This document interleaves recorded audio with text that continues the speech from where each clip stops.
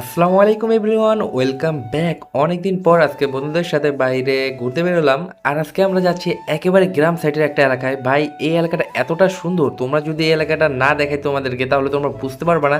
তো আমরা তিন বন্ধু মিলে বাইকে করে আমরা রওনা দিই একেবারে গ্রাম সাইডের একটা এলাকার দিকে। এই গ্রামটা রূপনগরের ভিতরের দিকে একটা গ্রাম, আমরা আসলে চিনি না, আন্দাজে ওইদিকে যাইতেছিলাম, যেতে যেতে আসলাম। আর এই দেখেন গাইস, কত সুন্দর ভিউ এইখানে। মানে গ্রামের পরিবেশে আসলে আসলে অনেক ভালো লাগে, একেবারে মনোমুগ্ধকর একটা পরিবেশ দেখতে পারতেছেন। মানে ফাঁকা মাঠ, এই পাশে মানে চাষের ক্ষেত, ভাই এইসব দেখে খুবই ভালো লাগতেছিল। আর এই দিক দিয়ে আমিও একটু হাঁটাহাঁটি করতেছিলাম, এই ক্ষেতের একটু ভিউয়ের সাথে একটু নিজেকে মানে সুন্দর করে একটু ভিডিও করার চেষ্টা করতেছিলাম। তো আমরা এখন একটা গ্রামের ভিতর আছি। আশেপাশটা দেখো, এই পাশে পুরোটাই হচ্ছে মানে লাল শাকের ক্ষেত পুরাটা দেখছো। এই যে এই পাশে আন্টিরা লাল শাক উঠাইতেছে, এই যে পিছিয়ে দেখতে পাচ্ছ।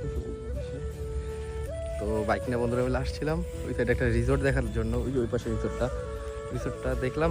আর এই পাশে একটু ঘুরতেছি, দেখো পুরা লাল লাল শাক, ভালোই লাগতেছে।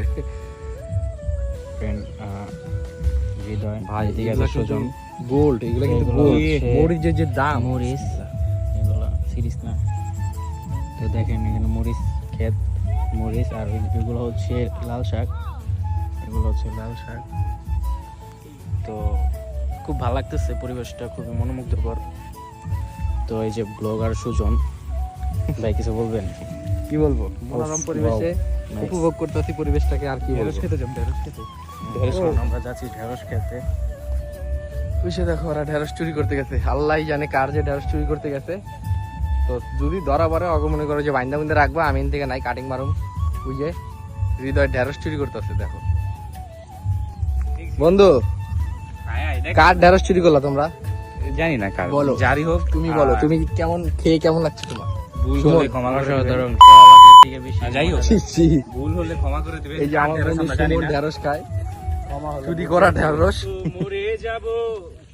তো এখন আমরা চলে যাব এখান থেকে। সন্ধ্যা হয়ে আসতেছে। তোমাদের আরেকবার এই ইয়েটা ঘুরাই দেখাই, দেখছো তো সন্ধ্যা হয়ে যেতেছে। এখন এখান থেকে চলে যাবো। বন্ধুরা টাটা দাও। না, মরিচ টরিচ চুরি করা যাবে না। টাটা।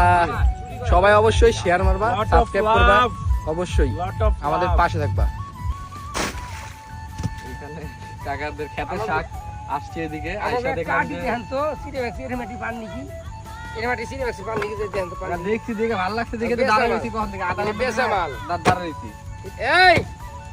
এইগুলা আমরা এই গ্রামে আসছি ঘোরার জন্য। পরে দেখলাম যে এখানে শাক ফেলানি, আসলে এত সুন্দর টাটকা শাক সচরাচর পাওয়া যায় না।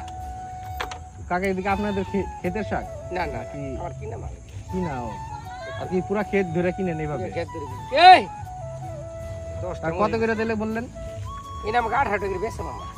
আপনি আমগো কাছে বেচতেছেন কত টাকা করে? চাইরাটি লমু না, চাইরাটি দিলে কয় টাকা হইলো? না, আমরা দুইজন চাইরাটি নিব, পাঁচটা নিলে বেশ হয়ে যায়। ওর তো সংসার নেই, আমরা দুজন সংসার আছে। আমরা দুইজনই দিয়ে দিতাম। আমি তো ওই তাহলে- দিয়ে দিতাম না। 70 টাকা ধরেন। 6 শাক। না, সুমন কয় আটি? দুই আটি। আমার 2 আটি, আর 2 আটি, আর আর কয়টা থাকে? 3টা আটি এক জায়গায়। কয় আটি শাক মামা? 9 আটি শাক নিলাম। 9 আটি শাক মাত্র 150 টাকা নিচ্ছে ওনাদের হিসাবে। আর অনেক কম নিচ্ছে আর কি, টাকা ভাঙতে ছিল না, এর জন্য আর কি পাই গেছে। কিন্তু শাকগুলো দেখেন গাইস, অনেক সুন্দর আর কি, পুরো টাটকা শাক। এই শাকগুলো সকালবেলা বাজারে উঠতো, আর আমরা এদিকে ঘুরতে এসে দেখলাম যে শাক উঠাইতেছে, তো টাটকা টাটকা পাই গেলাম।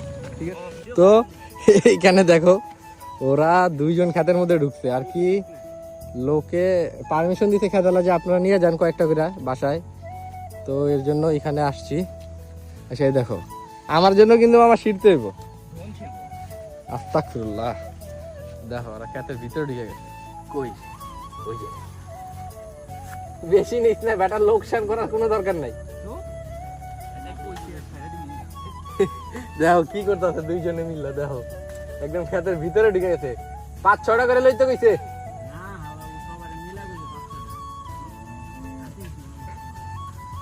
দেখো মানে আছে না বাঙালি, ফাউ পাইলে কোনো জিনিসও ছাড়ে না, ফাউ পাইলে আলকাতরাও ছাড়বো না।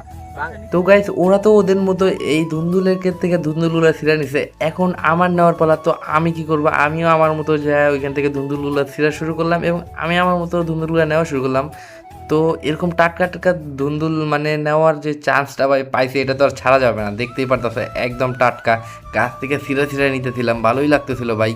এত টাটকা মানে সবসময় তো পাওয়া যায় না, বাজারে তো উঠে পড়ে। তো ওই যে দেখো ওইদিকে হৃদয় কীভাবে নিছে, কতগুলা নিছে ওর হাতের ভিতরে ভরা ধুন্দুল।